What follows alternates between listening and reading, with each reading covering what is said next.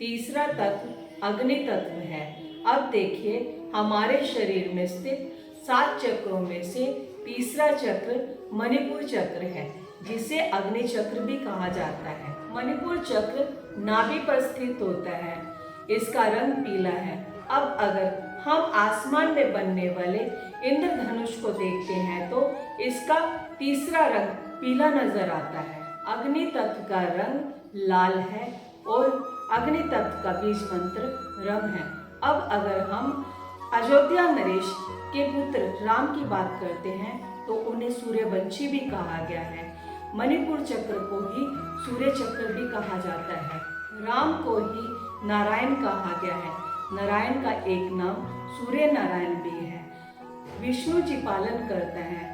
इंसान जो भोजन करता है उसका रस बनता है और वो पूरे शरीर का संचार करता है।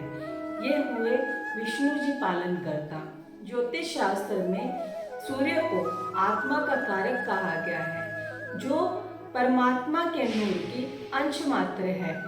जब हम राम नाम का जाप करते हैं तो उसके गुण अनंत हो जाते हैं, जिसकी वजह से जो हमारे शरीर में ऊर्जा बनती है उसका जो प्रभाव है वो कई गुना होता है, जिससे ये ऊर्जा ऊपर की तरफ चलती है।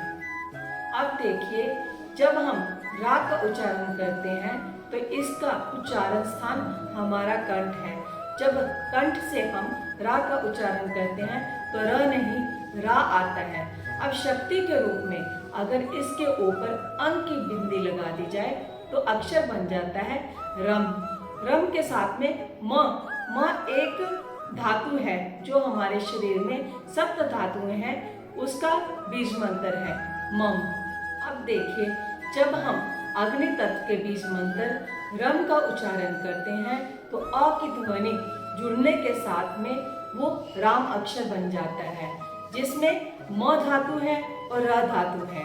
दोनों ही धातुएं हैं जो कि स्वादिष्ठान चक्र की म धातु और र धातु, ये दोनों जुड़ी हुई हैं। अब देखिए, रम अक्षर में जो म जुड़ा हुआ है, म हमारे शरीर में स्थित 7 धातुओं में से एक धातु का बीज मंत्र है। म के ऊपर शक्ति के रूप में अंक की बिंदी लगा दी जाए तो मम अक्षर होता है, जिसकी ध्वनि हमारे हृदय स्थान पर गूंजती है। अब देखिए, स्वादिष्ठान चक्र पर एक धातु र अक्षर से जुड़ी हुई है। र के ऊपर शक्ति के रूप में अंक की बिंदी लगा दी जाए तो वो अग्नि तत्व का बीज मंत्र बनता है, जो हम बोलते हैं कि महादेव और राम एक दूसरे के पूरक हैं। अब देखिए, रम अक्षर जो कि अग्नि तत्व का बीज मंत्र है, अगर कंठ से उसका उच्चारण करते हैं तो रम अक्षर की जो ध्वनि है वो भी राम के रूप में आती है। तो अगर हम राम राम का जाप करते हैं तो हमारे शरीर में पाचन तंत्र जो होता है वो तेज चलना शुरू हो जाता है। अब जब हम राम राम का उच्चारण करते हैं तो हमारा नाभि चक्र तेज गति से चलना शुरू हो जाता है, जिसकी वजह से हमारे शरीर में जो ऊर्जा बनती है वो ऊपर की तरफ चलनी शुरू हो जाती है।